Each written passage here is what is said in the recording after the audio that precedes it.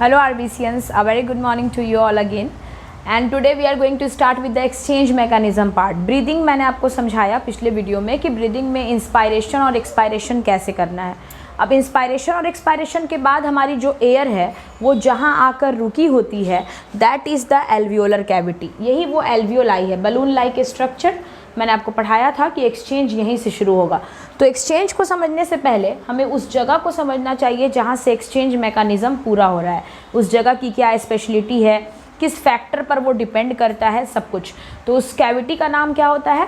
Alveolar cavity. इसलिए मैंने आपके लिए एल्वियोलर कैविटी का एक डायग्राम कर दिया है। एल्वियोलर कैविटी स्टूडेंट्स 3 तरह के लेयर से जुड़ी हुई होती है। सबसे इंपॉर्टेंट चीज़ ये खुद, that is called alveolar cavity. इसके नीचे में एक बेसमेंट मेम्ब्रेन होती है, आप देख सकते हैं यहाँ पर, और उसके नीचे होता है ब्लड कैपिलरी। यानी कि एल्वियोलर कैविटी से ब्लड कैपिलरी में एक्सचेंज होता है। एक्सचेंज कैसे होता है? ऑक्सीजन ब्लड कैपिलरी में भेजा जाता है एल्वियोलर कैविटी से, और हमारे ब्लड कैपिलरी से वापस कर दिया जाता है किसको? CO2 को। तो हम ऑक्सीजन का इंटेक करते हैं और CO2 को रिटर्न कर देते हैं। ठीक है। अब बताया गया कि हमारी जो एल्वियोलर कैविटी है स्टूडेंट्स, उसके जो साइड में वॉल देख रहे हैं जिसको हम एल्वियोलर वॉल कहते हैं, it is 1 sailed thick, 1 sailed thick. यानी कि ये सिंगल सेल जिसको हम सिंपल क्यूबॉइडल एपिथेलियम बोलते हैं, this is known as simple cuboidal epithelium. इसके किनारे किनारे सेल पाई जाती है जिसको हम सिंपल क्यूबॉइडल एपिथेलियम बोलते हैं। तो हमारा ये एल्वियोलर कैविटी चारों तरफ से सराउंडेड है सिंपल क्यूबॉइडल एपिथेलियम के साथ। इसके नीचे आप देख रहे हैं हमारा प्रेजेंट है बेसमेंट मेम्ब्रेन। बेसमेंट मेम्ब्रेन पे भी सेल्स पाए जाते हैं student, it is also consisting of cell.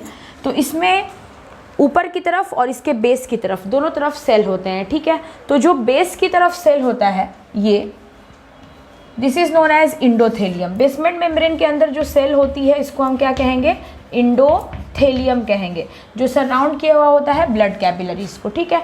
अब ब्लड कैपिलरीज में आपको 2 डायरेक्शन दिखाई जा रही है। एक डायरेक्शन जिसकी एंट्री इधर से हो रही है, that comes from pulmonary artery. Pulmonary artery से आने का मतलब हुआ कि वो कैरी कर रहा है कार्बन डाइऑक्साइड को, और ये जो जा रही है वापस मिलने पल्मोनरी वेन को, इसका मतलब है कि इस डायरेक्शन से कैरी किया जा रहा है ऑक्सीजन को। तो पल्मोनरी वेन रिलेट कर रही है O2 के साथ, लेकिन ये जो पल्मोनरी आर्टरी से आ रही है ये रिलेट कर रही है CO2 के साथ। तो आपको पता ही है कि इसी ब्लड कैपिलरी में दोनों चीज़ें होनी चाहिए। ऑक्सीजन यहाँ से वापस बाहर लाया जाएगा पल्मोनरी वेन के थ्रू, आपके हार्ट में उसकी सप्लाई की जाएगी, और हार्ट से निकाल कर लाया जा रहा है कार्बन को, जिसकी सप्लाई आपके लंग्स को की जा रही है ताकि वो उसको बाहर निकाल सके। तो उसको लाने वाली जो डक्ट है, जो कैपिलरी का पार्ट है, that is known as pulmonary artery. तो पल्मोनरी आर्टरी CO2 को लाकर एल्वियोलाई को सेंड करेगा, और पल्मोनरी वेन एल्वियोलाई से ऑक्सीजन को लेकर हार्ट में सप्लाई करेगा। ठीक है, मेरी बात नोटिस कीजिए। उसके बाद हम आते हैं हमारे ब्लड कैपिलरीज पर।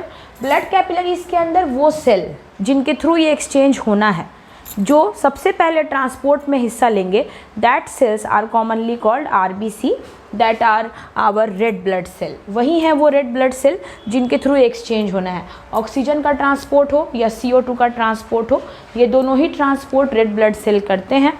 इसके बाद के टॉपिक में आपको ट्रांसपोर्ट ही पढ़ाया जाएगा कि किस तरह से O2 और CO2 इस ट्रांसपोर्ट में हमारी मदद करते हैं। अब जो मेन इम्पॉर्टेंट फैक्टर है वो ये है कि एल्वियोलाई के काम करने के कितने फैक्टर्स हैं, क्या क्या फैक्टर्स रिस्पॉन्सिबल हैं, तभी जाकर एल्वियोलाई जो है सही तरीके से काम कर सकेगी। सबसे पहले बताया गया thinness of the membrane. Alveoli की मेम्ब्रेन पतली होनी चाहिए। बताया जाता है कि इस तीनों को अगर हम इकट्ठा कर दें, एल्वियोलर सैक को, बेसमेंट मेम्ब्रेन को और ब्लड कैपिलरी को, तीनों को एक साथ अगर हम मर्ज कर देते हैं, यानी कि एपिथेलियम को, इंडोथेलियम को, कैपिलरी के इंडोथेलियम को, सबको, तो ये मिनिमम होना चाहिए, एकदम लेस दैन 0.2 बताया गया है। ये लेस दैन 0.2 mm अगर ये होता है तो ये इसकी प्रॉपर थिननेस कहलाएगी। अगर हम इस 3 चीज़ के लेयर को 0.2 mm से भी पतला पाते हैं, अगर ये उससे भी थिन है, तो आपको एक्सचेंज मैकेनिज्म में काफ़ी आसानी होगी, एल्वियोलाई काफ़ी आसानी से अपना काम कर सकेगा। दूसरा बताया गया surface area of the membrane. Yes, surface area का एक बहुत बड़ा रोल है।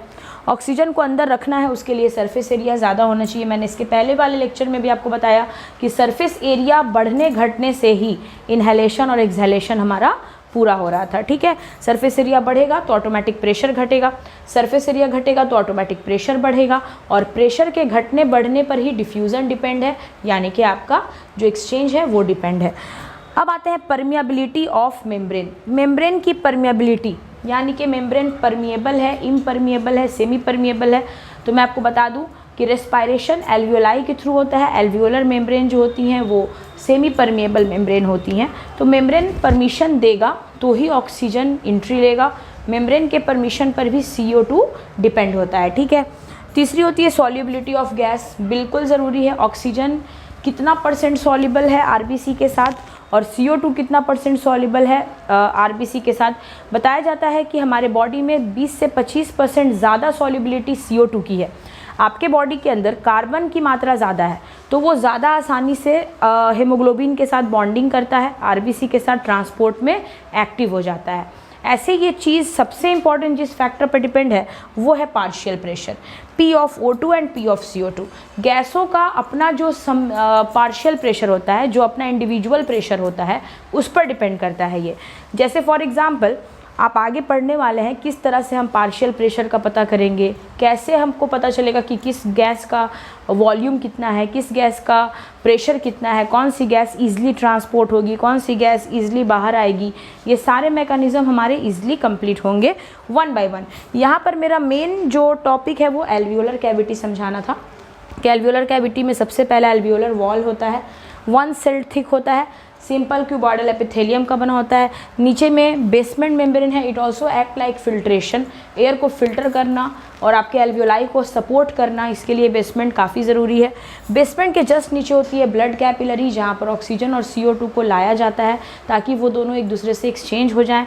और ब्लड कैपिलरी में 2 तरह की डक्ट्स आपको दिखाई जा रही हैं, जो पल्मोनरी आर्टरी से आ रही है कार्बन को लेकर, और पल्मोनरी वेन से निकल रही है ये आपके ऑक्सीजन को लेकर। उसके बाद यहाँ पर बताया गया कैपिलरी के अंदर RBC है, और ये तीनों की थिकनेस अगर इससे भी कम हो जाए तो ये बहुत ही अच्छे तरीके से ब्रीदिंग और एक्सचेंज में मदद करेंगे।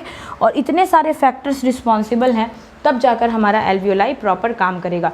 तो अगले लेक्चर में हम आपसे बात करेंगे किस तरह से गैस का प्रेशर और वॉल्यूम क्या है, ये किस तरीके से हम पार्शियल प्रेशर की मदद से हमारा एक्सचेंज कर पाते हैं, ट्रांसपोर्ट कर पाते हैं। तो ये ब्रीदिंग से रिलेटेड था कि ब्रीदिंग करने में एल्वियोलर कैविटी का क्या रोल है। इसके बाद शुरू होगा एक्सचेंज, कैसे पार्शियल प्रेशर ऑक्सीजन का धीरे धीरे आपके बॉडी में आके घटेगा और आपके बॉडी से पार्शियल प्रेशर बढ़ेगा किसका, कार्बन का। ये जो एक्सचेंज का मेकानिज़म है ना, एल्वियोलाई के बाद कैसे पार्शियल प्रेशर अपना रोल निभाते हैं, ये है हमारा अगला वीडियो। बहुत ही इंपॉर्टेंट वीडियो होगा स्टूडेंट्स। आप यकीन करो, आप इस लेक्चर को देखने के बाद बहुत ही सिंपल तरीके से रेस्पायरेशन मेकानिज़म को समझ सकते हैं।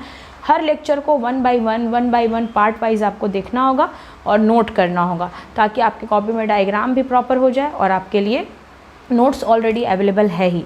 तो इसके बाद हम हमारा एक्सचेंज करेंगे, एक्सचेंज ऑफ गैसेस, एल्वियोलाई से लेकर हमारे बॉडी तक कैसा एक्सचेंज है। और उसके बाद हम पढ़ेंगे ट्रांसपोर्ट कि एक्सचेंज मैकेनिज़्म में तो पार्शियल प्रेशर इंपॉर्टेंट है, लेकिन ट्रांसपोर्ट में ब्लड का रोल होता है। तो ब्लड का क्या रोल है आपके ब्रीदिंग में और आपके पार्शियल प्रेशर का क्या रोल है, ये दोनों सबसे इंपॉर्टेंट टॉपिक है। तो मिलेंगे आपसे फिर से अपनी अगली वीडियो में। Till then please take care, have a safe day, thank you, see you soon, and please share as much as you can, share with your love, care and support. Thank you so much.